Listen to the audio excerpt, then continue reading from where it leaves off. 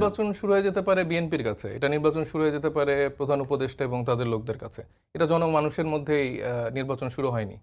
আমরা আজকে দেখতে পেলাম যে দেয়ালে দেয়ালে যেসব জুলাই গণঅভ্যুত্থানের গ্রাফিতি আছে, বিভিন্ন জায়গায় সেগুলো মুছে ধানের শীষে ভোট দিন, এরকম নির্বাচনী প্রচারণা চালু হচ্ছে। আপনার আজকে আপনি যে নিউজের হেডলাইনগুলো দিলেন, ৫ নম্বরে আপনি জুলাই শহীদ আহতদের আন্দোলনের কথাটা বললেন।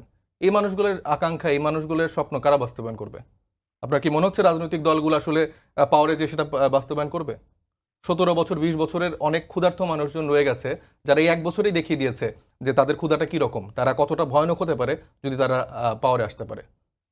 তো আমরা মনে করি না যে বাংলাদেশে এখনো সেই জায়গাটা তৈরি হয়েছে এবং তৈরি হতে পারে তখনই যখন সম্মিলিতভাবে সকল রাজনৈতিক দল, স্টেক হোল্ডাররা মনে করবেন এবং বাংলাদেশের আপামর মানুষের যেই প্রবলেমটা আমরা সলভ করতে চাচ্ছি, যে সিস্টেমটা আমরা পরিবর্তন করতে চাচ্ছি, যদি সেটা পরিবর্তন করা যায়। না হলে তো আমরা সেইম আরেকটা ফ্যাসিবাদ আমলের দিকে আমরা যাব।